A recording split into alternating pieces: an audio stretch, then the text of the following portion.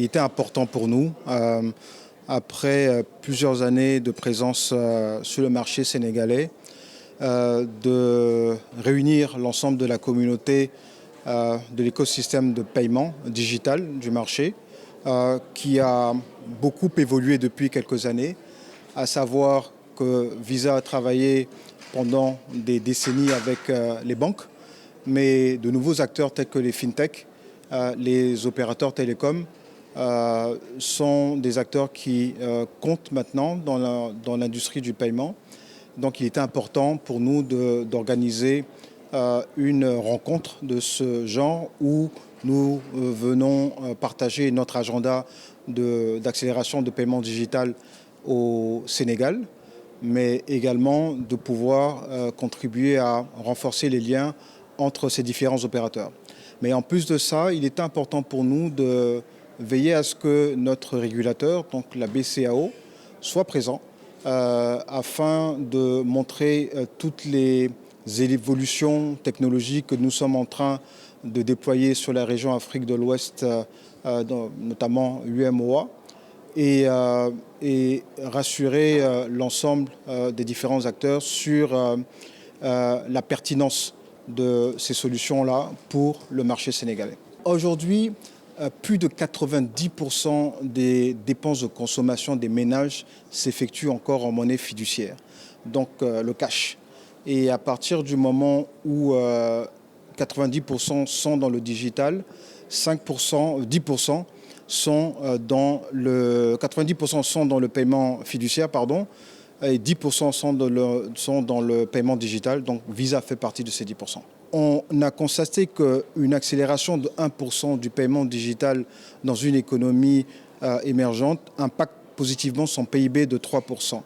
Et pour nous, c'est un indicateur important, dans le sens où le Sénégal, à l'instar des autres nations du monde, doit s'inscrire dans cette dynamique de digitalisation des paiements, ce qui apporte beaucoup plus de transparence, beaucoup plus de fluidité, mais également permet à des commerçants, par exemple, qui acceptent le paiement digital, de pouvoir voir leur chiffre d'affaires croître de 17%. Un autre impact positif du paiement digital est pour l'État, notamment pour les États, et l'optimisation de leur collecte fiscale, collecte de taxes également. Donc en digitalisant l'économie, on peut contribuer à pouvoir améliorer la pression fiscale des États. Les défis sont de plusieurs ordres. Déjà, il y a les défis technologiques. C'est plutôt l'infrastructure dans nos pays. Mais nos pays sont en train d'avancer dans la bonne direction.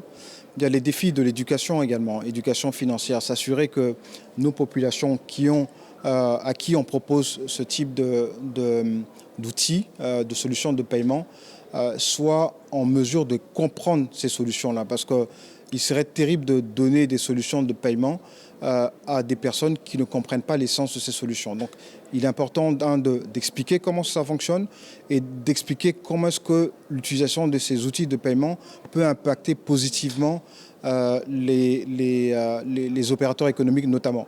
Donc en acceptant le paiement digital, par exemple, je prends l'exemple d'une vendeuse de fruits et légumes au marché. En acceptant le paiement digital, elle se donne la chance de pouvoir bénéficier de solutions de crédit que peuvent lui octroyer des microfinances ou des banques afin de pouvoir accroître leur activité.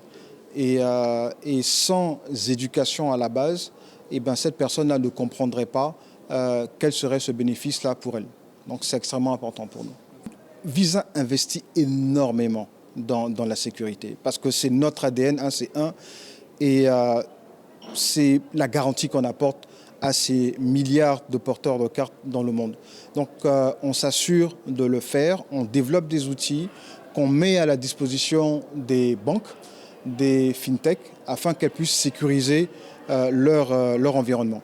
Et bien entendu, on n'est pas le seul apporteur de solutions aux acteurs bancaires et autres, mais je peux considérer que nous sommes un des meilleurs en termes de sécurité et nous travaillons au quotidien afin de pouvoir sensibiliser l'importance pour banques d'intégrer ces outils de sécurité. Mais je pense qu'il est important pour nous également de communiquer un peu plus à la population pour que la population ait les bons réflexes. Ne pas partager son code, faire attention aux emails qu'on reçoit, parce qu'il y a beaucoup de tentatives de fraude par email et autres. Donc il est également de notre responsabilité de veiller à ce que les populations également aient ces informations-là afin de se prémunir de tout risque ou de toute tentative de fraude.